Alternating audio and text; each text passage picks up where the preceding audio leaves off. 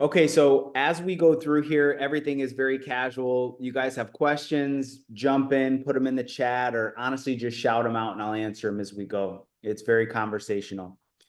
So I wanted to put this together for you guys. There's something that's happening in certain states, such as New York and Florida, that in my opinion, it's going way under the radar. A lot of agents aren't paying attention to this right now, which I think brings up an incredible opportunity for agents like you guys. So just to paint a picture, right now in the state of New York, there's over 35,000. Wrap your head around that. There's over 35,000 active people in a pre-foreclosure right now as we speak. I'm going to get into what a pre-foreclosure is in a little bit, but those 35,000 plus people, that doesn't count the people that are just maybe they missed one mortgage payment, maybe they're on time, but they're struggling and they're about to miss next month's, maybe they're 2 payments behind. The number doesn't even count the thousands of people that aren't even in pre-foreclosure yet, but they're behind. So I think there's an amazing opportunity starting right now and going into the future for agents that are smart enough and savvy enough to realize what's going on and to capitalize on it and help these people that are in pre-foreclosure. Amazing opportunity to grow your business. Quick intro, my name's Bob Vieira. I own a short sale processing company. It's called Universal Short Sales. Right now, we're the fastest growing short sale processing company in the country and throughout the state of New York as well. We do tons and tons of short sales in New York. A little bit about what exactly we do. So we streamline the entire short sale process, literally from start to finish. I don't know how familiar you guys are with short sales, but they're absolute nightmares. There's nothing short about them. So as a listing agent, when you go to take these on, I remember when I was a listing agent, I mean, it's just an absolute nightmare. It's an absolute nightmare. You have to deal with the bank, wait on hold, you're chasing paperwork. I have a company set up that literally streamlines all of that. So you as the listing agent, you could take a deep breath, relax, and just focus on listing, selling, negotiating, and all that stuff that you guys are good at. So we team up with people who want to make offers on short sales. I'm an investor myself, so we'll buy a lot of these short sales ourselves. And obviously we team up with listing agents like you guys, and we don't charge the seller a dime, and we don't touch your commission either. I know how hard you guys work, so I wouldn't dare touch your commission. The buyer pays us, or we simply purchase the property when it goes through a short sale. For the new people that hopped on, I'm going to be running through these slides. Everything's getting recorded, and feel free to jump in and shout out any questions you guys have. Let's talk about, so what do we mean when we say pre-foreclosure? So a pre-foreclosure in its most basic fundamental level is when somebody is behind on their mortgage payments with the bank and they get around to that 90-day mark, give or take. All right, so they're behind on their mortgage. They hit around 3 to 4 months, let's call it. And as soon as that happens, the bank officially files to foreclose on their home, hence the term pre-foreclosure. This is essentially the last step before the bank officially auctions the property off via foreclosure. Now, I'm always loose when I say 3 to 4-ish months, because technically it's around 90 days, but the state of New York is notorious for having extremely long pre-foreclosure processes. New York is what's called a judicial foreclosure state. And what that means is they have to actually take someone, they have to sue somebody and take them through the judicial foreclosure process through the courts in order to actually foreclose. And it's a mess. It's similar to New Jersey. It's super backed up with people, and it just takes a long time. But as a real estate agent, that's actually benefits you, because when you do get, when you do have these pre-foreclosure listings start to roll in, because the process in New York is so long, it gives you more time to actually step in and help the seller.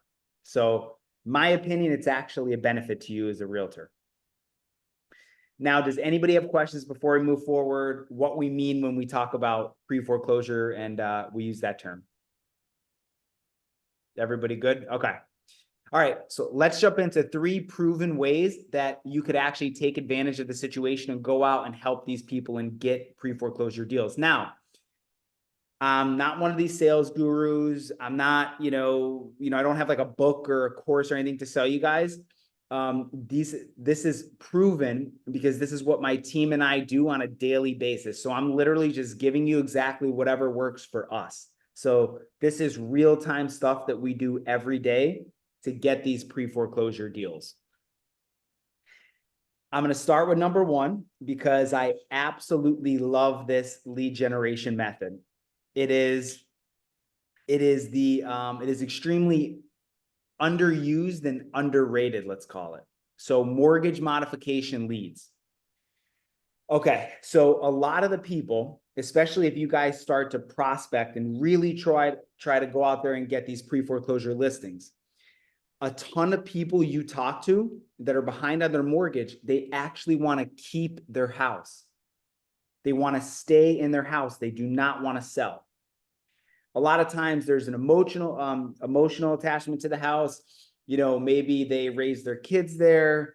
Maybe it was their first ever investment property. Whatever the case is, they do not want to sell even though they can't pay their mortgage. So the bank allows them to apply for what's called a mortgage modification.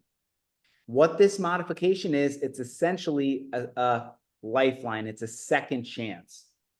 If the bank approves the modification for the homeowner, they're going to allow them to stay in their house, and they're going to give them a second chance to make their mortgage payments. A lot of times, they're even going to give them brand new mortgage terms. So new payment amount, brand new interest rate, etc. Okay? So what you need to understand about the mortgage mod process is the application takes forever.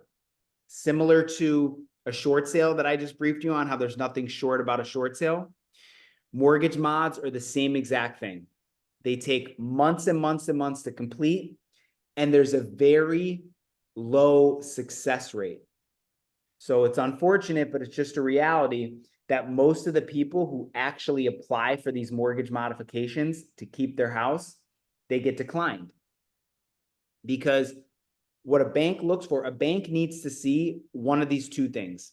When they're looking at someone's mortgage modification, a bank needs to either see, number 1, that the homeowner's income has drastically increased so that now they could afford to make the mortgage payments, or they need to see, number 2, the homeowner's expenses have drastically decreased so now they can afford to make the payments. If the bank doesn't see at least one of those 2 factors, it's no good, no bueno. They're going to deny it. And that's the opportunity. So what a lot of these people do, what your competition is doing right now, and I could guarantee it, whenever they do talk to someone, when they're cold calling for pre-foreclosures, and somebody gets on the phone and they say, hey, Bob, thanks for reaching out, but I'm working things out with my bank. I'm actually doing a modification to keep my house. Thanks, but no thanks. 99% of your competitors are hanging up the phone. I used to do it all the time because it's common sense. It's human nature. Somebody tells you they don't want to sell, hang up the phone. Okay, thank you. Hang up, move on to the next person. I'm here today to tell you, stop hanging up the phone. These are amazing listing leads. Okay? These are amazing ways to get listings. Now, you're going to want to write this down because it's not on the slide here. I'm going to give you a very specific 3-step process that we actually use to convert these mortgage modification leads to deals, how you can convert them to listings. So before I get into that, anybody have questions on what a modification is, the meaning behind it, why there's such a high failure rate, anything like that? Cool. Okay. All right. Here's the 3-step process we use. Step number 1, you want to, when you're on the phone with the seller, you need to stay on the phone. Do not hang up. You need to let the conversation continue to flow and be supportive. Please underline that. That is the most important factor right now. So you're staying on the phone, you're continuing to let the conversation flow, even when they tell you they don't want to sell and they're doing a mod. And you want to be supportive. You literally want to support them in trying to keep their house. A gigantic mistake real estate agents make is they, instead of supporting them, they try to give the homeowner a sales pitch and talk them out of trying to do the modification to keep their house. Don't do the mod. You need to list your property with me, and here's why.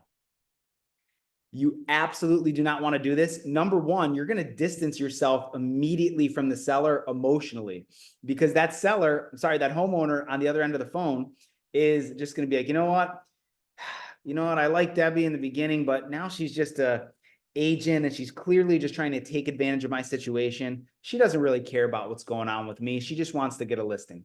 So you're going to distance yourself, and you're going to lose rapport with the seller. You're going to ruin the chance of you ever getting the listing. So do the exact opposite. You literally want to support them in trying to keep their property. So step number one, let the conversation flow and be supportive. You want to build rapport. Now, as the conversation's flowing, you're going to go into step number two. Step number two is end the phone call with permission to follow up. Now, if you ace step number one, which is to, again, build rapport, let the conversation flow, and be supportive, then I could guarantee you step number two, you're going to nail that as well. Because at this point, they're like, you know what? This is awesome. I'm on the phone with Bob here, and every other real estate agent was kind of just, giving me a sales pitch and forcing me into sell. He's actually supporting me. I wanted to keep my house. This is really nice. I like him. So end the call. You want to get permission to follow up. And the way you want to word it, again, you're just having a conversation. Just be super casual. End it by saying, hey, listen, Joe, great talking to you again. I wish you the best of luck in doing this modification. I hope everything works out. Like I do, these banks could be a pain in the ass sometimes. Just if you don't mind throughout the process, I'm going to touch base with you every once in a while. Just in case they deny it for any reason, they give you a hard time, I would love to help you get the house sold as a last resort, as a plan B. Like I said, almost all the time, you're going to get permission to follow up.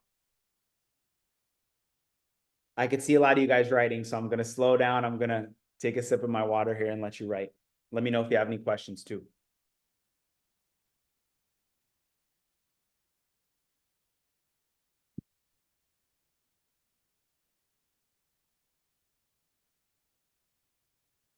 Okay, is anybody not good? Thumbs up, everybody good? Okay, cool. All right. So we have step one, stay on the phone, let it flow, support them in their modification. Step number two, get permission from them to follow up during the mod process. Step number three, you have to write this as well because it's very specific. And it sounds crazy, but we literally have this down to a science. So as soon as the phone call ends, you're going to go into your CRM, whatever you use. You're going to set a follow-up call with the seller for once every 3 weeks. Again, make sure you're very specific with this because we tried everything. At first, we were following up once every week. And then, we just realized we were just too much. We were annoying them because the mod process, again, it takes 3, 4, sometimes 5 months. We're touching base them once every week. They just got annoyed. So then we switched it to once a month, but we found that was a little too much time in between. A lot of times they forgot they even talked to us. The sweet spot here is once every 3 weeks. Now, when you follow up with them once every 3 weeks, very specific as well, most of the time, they're not going to answer your call. They're, think about it. This is one of the most hectic times of their lives, very stressful. Again, the mortgage mod application process, it takes forever. It takes months. They're scrambling to send their bank statements, pay stubs, tax returns into the bank. most of the time they're not going to answer your call. So you're going to leave a voicemail every time with your first and last name. That's a very important thing to do as well. You always leave your first and last name, then you hang up the phone and send a text message again with your first and last name. Very important detail. The reason, well, there's two reasons. Number one, you're building a brand in their head. It's no different from you driving to your office every morning and you see that billboard, the same billboard every day on the side of the road. Even if you're never going to use that business, it's just etched in your mind just from seeing it. It's called omnipresence. The second reason it's important is because you're building trust with the homeowner. Because think about it, in step number 2, when you ended the phone call, you told the seller, hey, I'm going to follow up with you. I'm going to check in with you to make sure everything is good during this modification process. So as the homeowner looks at their phone and they see your first and last name in a text message and they hear your first and last name in a voicemail, you are proving to them that you're doing exactly what you said you were going to do. You're keeping your word. And that's very important. That's going to build amazing rapport. Again, even though they're not answering, you are building rapport with them. So what's going to happen, the magic behind this is once every 3 weeks for a couple months, you're going to leave a voicemail with your first and last name, send a text message with your first and last name.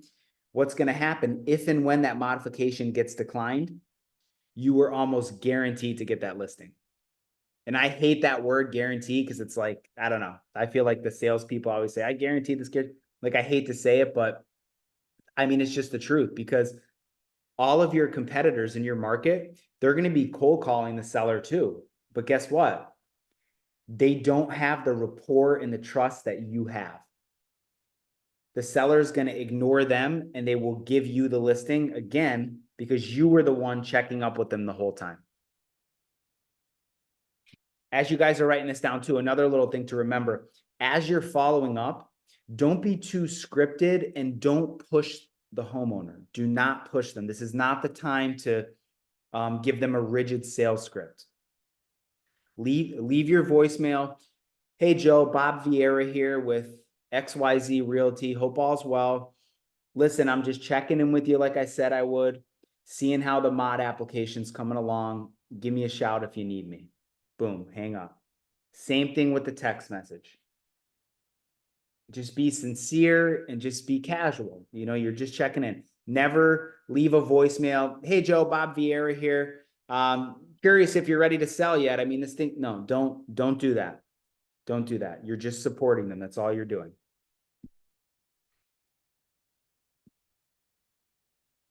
Questions on those 3 steps? Do I need to repeat anything? Do you need clarification? Anything like that? Good? Okay. All right. And here's a real quick snapshot, just so you guys have an idea. This is what my modification pipeline looks like right now. So right now we have about 130 people, give or take, where we're working the same exact 3-step system I just gave you. Let's say 50% get declined, which is, believe me, it's very possible. Boom, you have 65 leads that are hot leads ready to be converted into deals. Even if, I mean, let's say in your market you have 20, let's say if you're able to get 20 people that are in the middle of a mortgage modification app and you work those 3 steps, boom, you have a very high probability of converting 10 of those minimum into listings. This is a tool that, you know, if you guys don't take anything away from this, I hope you take the mortgage modification tool to get listings. It's, you know, it's nobody does this. Bonus tip, if you couldn't tell already, I'm obsessed with this, but bonus tip, this is the last thing. Okay. You don't want to do this for every single person that you're doing, but this is, all right. You want to use your gut feeling before doing this. Don't do this with everyone because you have to protect your time. Now, okay, let's say you get somebody on the phone. They tell you that, hey, I'm working it out with my bank. I'm not selling. and then you work the 3-step system I just gave you. Let's say you're following up. All of a sudden, 3 months in, the homeowner gets back with you and they say, hey, Bob, thank you for keeping in touch. I appreciate it, but great news. The bank approved our mortgage mod. If you know in your heart of hearts, you have a gut feeling, you just know this homeowner's financial situation, and you know there's just no way in hell they could afford to make their mortgage payments. You're going to set a follow-up for 30 days, once every 30 days for 3 months. Once every 30 days for a 3-month period. Here's why. Whenever a bank approves somebody's modification, the process is not over. They're going to put them on what's called a trial modification period. This trial period, it lasts 90 days, and the homeowner has to essentially prove to the bank that they're going to make their payments on time before the bank actually grants them the new modification with their new loan terms. It's kind of like test driving a car almost. You could look at it like, hey, I want to buy this, but let me take it for a spin around the block first to make sure it works. The bank is essentially test driving the homeowner. Like, hey, we're going to grant this to you, but you need to prove to us that you can make your payments on time for 3 months. This is unfortunate, but what happens a lot of time, I wouldn't say a lot of times, but what happens when someone really can't afford it is they slip up. And if they miss just one single payment during this trial, the bank pulls the rug from underneath them. They're going to rescind their offer for a mortgage mod, and then this homeowner has to sell their property. Again, this is second level. Don't do this with everyone that you talk to that gets approved. It's just when you just know their situation and you just have a feeling this is going to happen. All right, that's the last thing I have on mods. Does anybody have any questions? I'm going to hang around at the end. You could ask me anything, but. Okay, cool. Listing lead source number 2 for pre-foreclosures. This is another one. I love this one. This is another one. Okay. Pre-pandemic, you're going to go after pre-pandemic failed short sale and pre-foreclosure listings. So before you call me crazy and say, why the heck would I do that? You know, the pandemic hit like 4 years ago, 3-4 years ago at this point. Here's why. Especially in a state like New York, this is so relevant.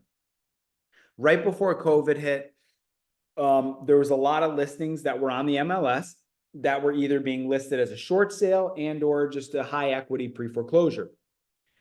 When the pandemic hit, as a lot of you will remember, the government stepped in and they enacted mortgage moratorium. So essentially, it doesn't matter how far somebody fell behind on their mortgage, the government prevented lenders from foreclosing.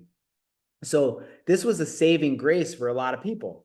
So they simply just let their listings expire, or they withdrew them from the market and they just sat back and said, okay, I'm cool, I'm good. Well, the unfortunate reality here, and what we're seeing a ton of right now, are people that were in this situation and they were able to coast for the last couple of years, entering into forbearances and just with the banks not being able to foreclose. Well, now they're in a worse situation. Not everybody, but a lot of these homeowners are in a much worse financial situation now than they were then. For example, we're seeing a ton of this. A lot of people fell behind on their mortgage right around 2020, okay? And when the pandemic hit, they took advantage of these COVID-related forbearances. Forbearances the government made specifically for the pandemic. Well, what happened to people is, even if they had equity in their house, fast forward 2 to 4 years later, because of those forbearances, it ate their equity up. They're in a worse situation now. So what I love to do, and I've been doing this since really the end of 2021, we've been doing this with success. You want to go back in time.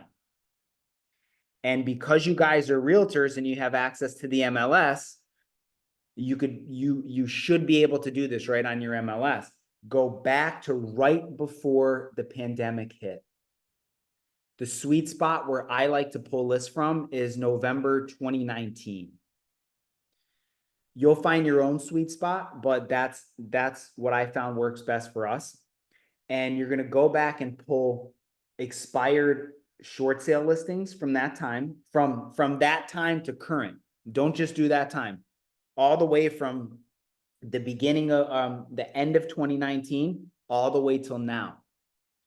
Failed short sale listings, which there's a bunch in New York, and failed pre-foreclosure listings.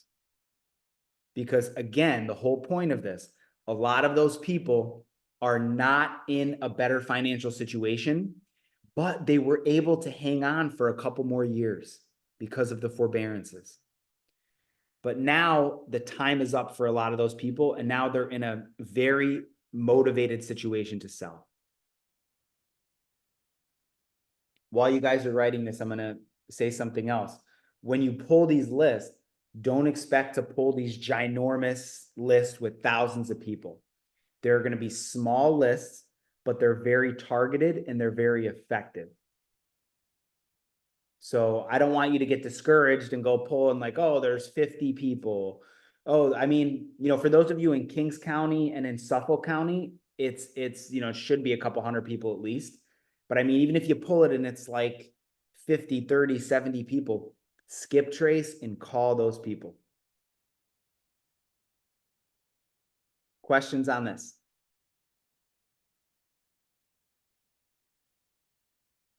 Cool beans. Last but certainly not least, this is the very simplistic way. This will cost you $0. Niche branding. There's two specific ways you can make pre-foreclosures and short sales your niche, and then listings will start to come to you. The first way to do it is direct to seller.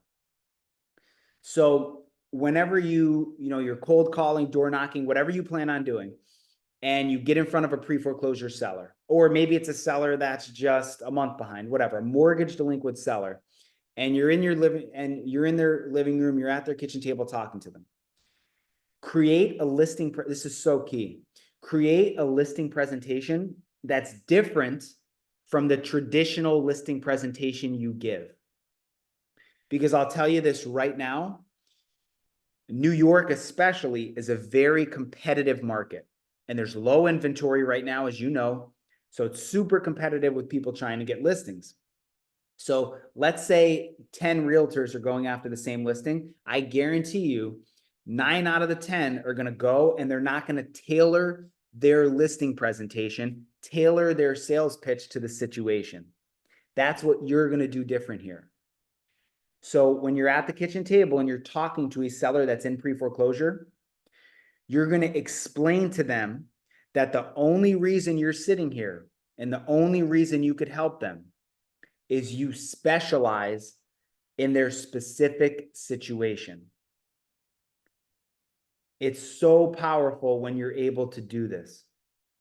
Mr. and Mrs. Homeowner, listen, I know you sat with a bunch of other agents and, you're meeting with XYZ broker later this afternoon. I get it.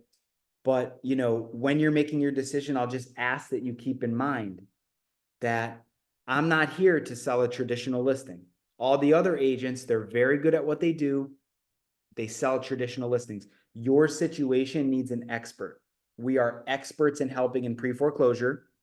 And a little bonus, whether you guys work with another short sale processing company or you want to use my company, a lot of savvy agents do this.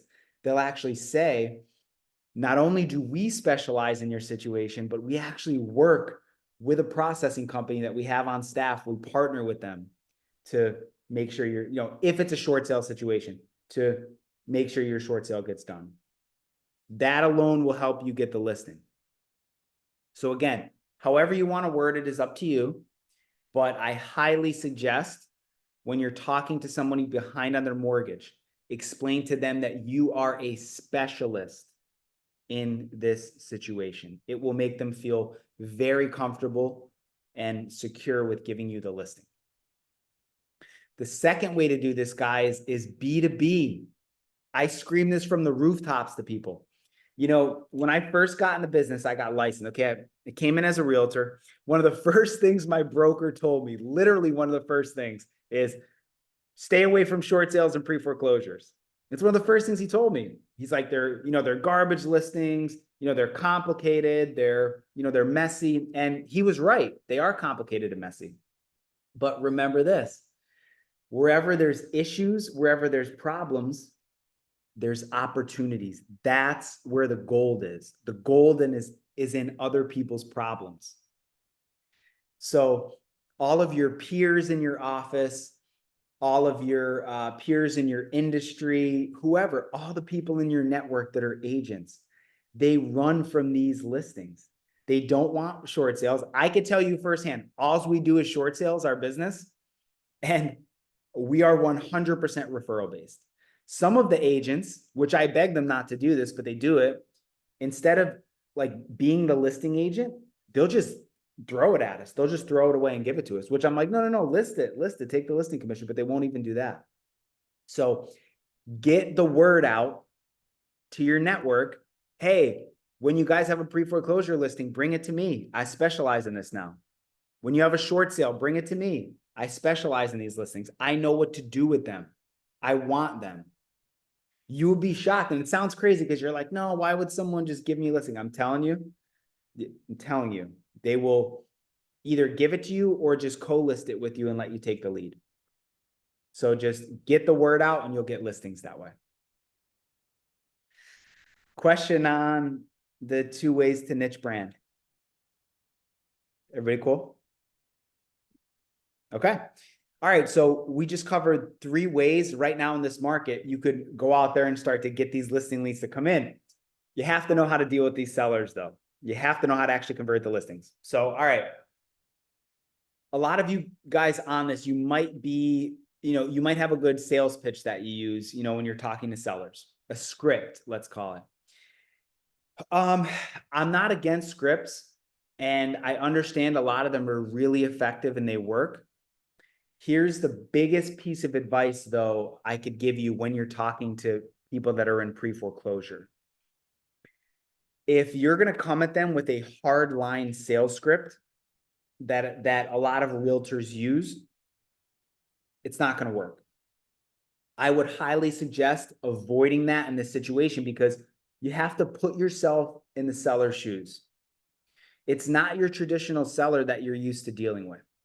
They don't just want to sell because they're moving, out of state or they're retiring. They are in a situation where they're extremely motivated. It's extremely stressful. And a lot of these people, in all actuality, they're going through the toughest time that they'll ever go through in their life. So the last thing they want is Bob the realtor hopping on the phone, clearly just trying to profit from their distressed situation. Okay. So the best advice I could give you here is to have a more relaxed tone. Don't be pushy. Don't be too salesy, and be very, very conversational. It's very important when you talk to these sellers that you show them empathy. Just have a conversation with them. Let them know it's a human being on the other end of the line. They're going to be, bitching and complaining about how much they hate their lender and this, that, and the other thing, and just let them vent to you.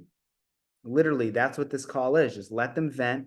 You should literally do maybe 20 to 30% of the talking the whole time. The majority of the call, you should just be listening, taking in information, and understanding how you can help them. As the conversation is flowing and you're listening and you're gathering information, when it is your turn to talk, there's 4 very important questions you need to get the answer to.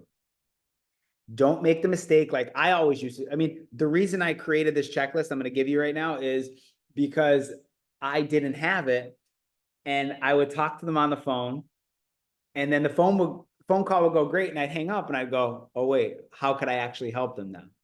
So if you don't get the answers to these 4 key questions I'm going to give you, you're not going to have an understanding on how you could actually help the seller. You know what I mean? You're going to secure the listing and not know what to do essentially. So take a picture, take a screenshot, write it down, whatever you have to do.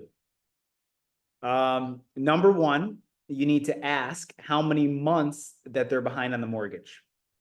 That's the first piece of information you need to get. How many months are you behind on the mortgage? The reason this is important is because it's going to give you a snapshot. It's going to give you an idea of how deep they are into foreclosure, or, pretty much is what you're looking at. Sometimes they won't know. Tell them to give you a ballpark. Question number two, after you get that, is, okay, has the lender started the foreclosure process on you already? Now, if you're prospecting to a pre-foreclosure list, the answer is obvious. Yes, duh, because they're in pre-foreclosure. Ask it anyway. Ask it anyway. Now, if the answer to that question is yes, the lender has filed a foreclosure action against me in the courts. If the answer is yes, this is so crucial. Immediately follow up with, did they give you an auction date? Did they give you a foreclosure sale date? The reason this is important is because if you don't ask this and the seller doesn't think to tell you this, you're going to sign all the listing paperwork. You're going to do your pictures and do all that prep work. And then boom, you could have a sale date a week later. You don't have enough time to get it done. So this is probably, if I had to say the most important piece of information to get that one. You have to know what you're up against.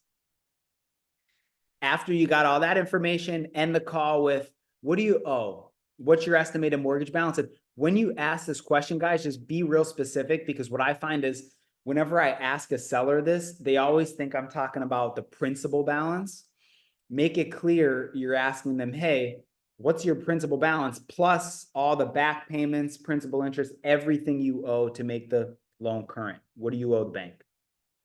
A lot of times they're not going to know. Tell them to do their best best job just to ballpark it.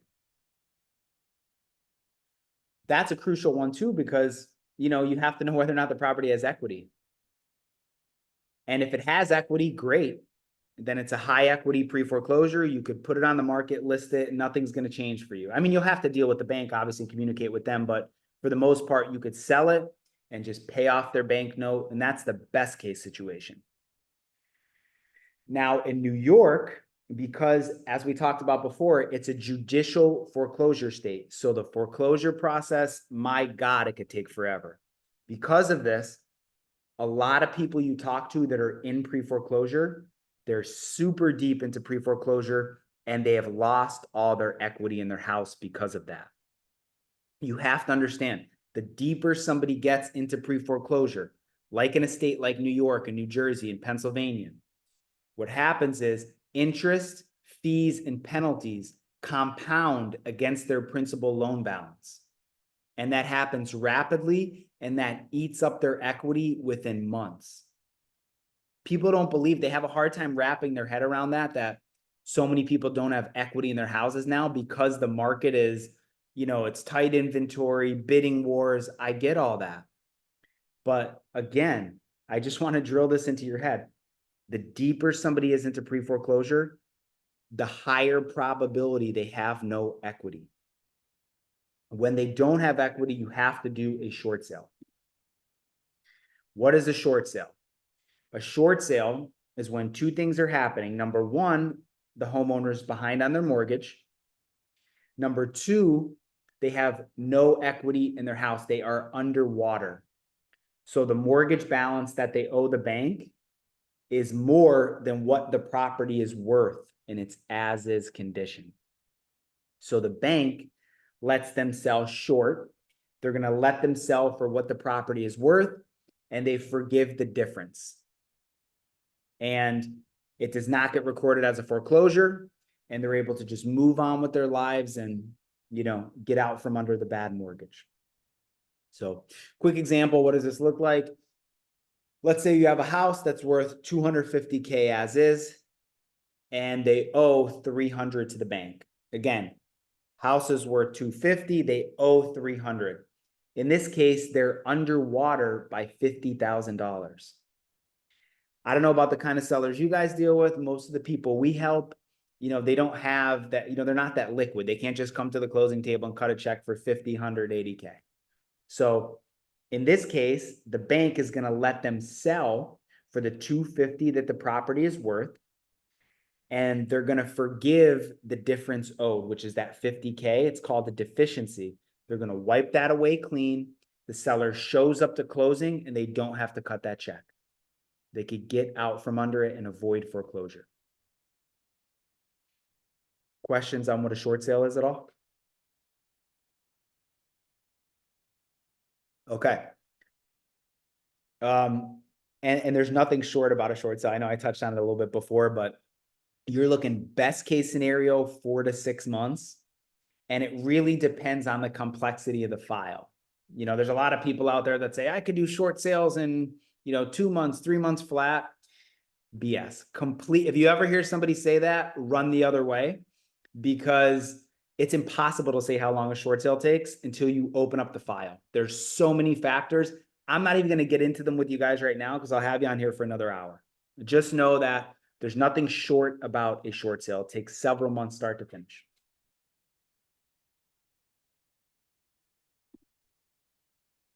Okay, here's a little checklist for you guys. So this is how you can quickly determine if you have a qualified short sale in front of you. So when you're on the phone with somebody and you're talking to them and you're going to help them out and they're in pre-foreclosure, you're going to look for these 3 things and you could quickly determine over the phone, boom, I have a qualified short sale listing. Let's go. Let's run with it. Number 1, negative equity. So they're underwater. Going back to the example I just gave you guys before, property's worth 250K. They owe the bank 300. They are underwater by 50 grand. That's the first thing you're looking for. Boom. Number 2, are they behind on their mortgage or are they soon to be behind on their mortgage? Don't sleep on those either. So a lot of people you talk to are going to say, hey, Bob, listen, I'm current on my payments now, but I can't hang on for much longer. Next month, I'm not going to make the payment. I don't think I'm going to be able to pay it. That's a qualified short sale too. So negative equity, mortgage delinquency. And the third one is what I call the bonus factor. So this is huge. This will save you so much time. What I used to do, don't be like me. When I first started in the business, I would get real excited because I talked to a seller and I'd say negative equity, mortgage delinquency, great, it's a short sale. And I would immediately enter into the short sale process just to find out months down the road, after I've wasted my time and everybody else's time, the seller backed out of the deal when they found out they're not making money. So it's very important, you as the listing agent, in the very beginning, on that first call you have with them, you make it extremely clear and transparent that they are not profiting from the sale. The seller does not make any money. They do not get to share in the proceeds of the sale. The bank does not allow it. Their main motivation needs to be to avoid foreclosure and to get the deficiency, the balance that they owe, waived, and just to be able to get out from under it. Once you confirm that, then great, move on. The reality is a lot of people, I wouldn't say a lot, but some people just don't give a shit about foreclosure on their record. They really don't. If they can't make money off this, they'll just let it foreclose. They don't care. Don't do business with those people. I promise you. The deal's not going to go through. It's going to fall apart.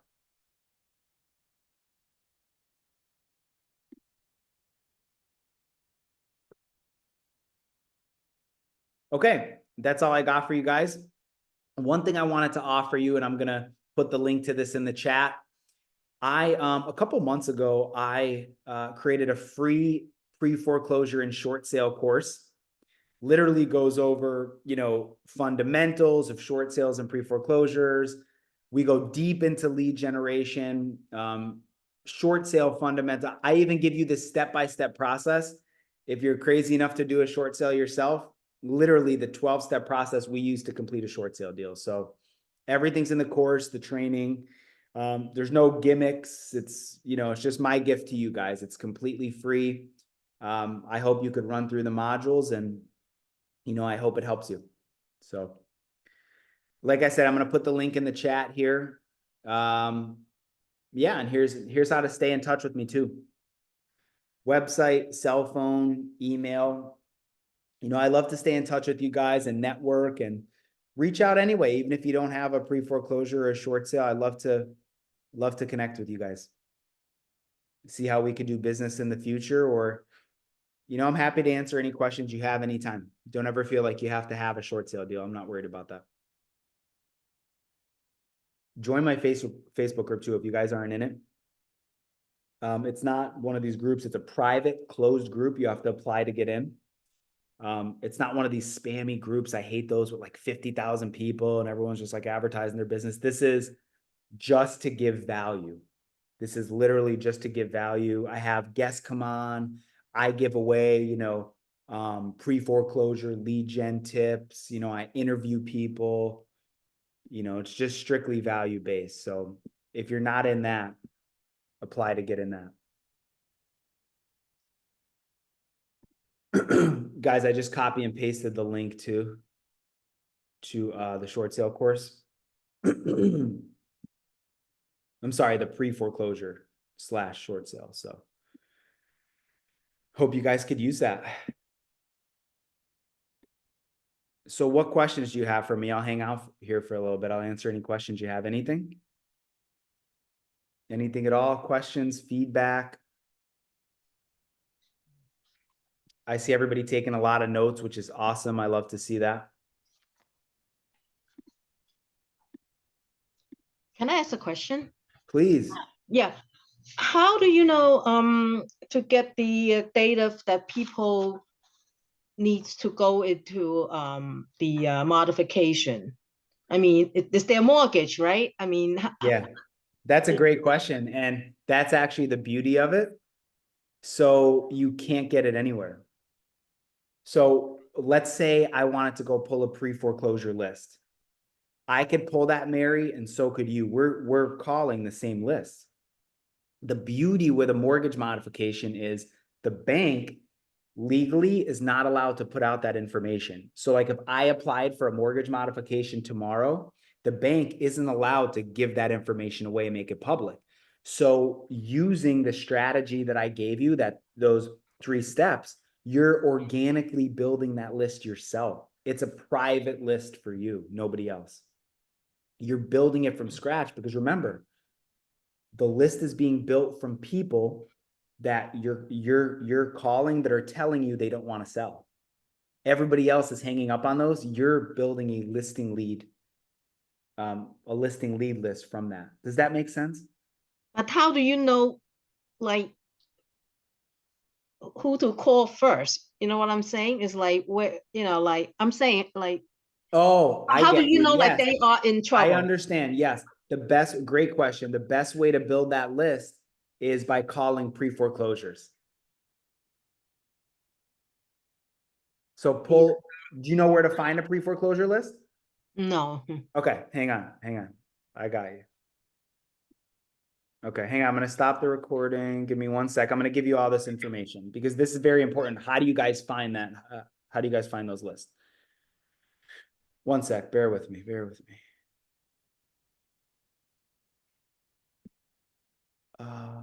Recording.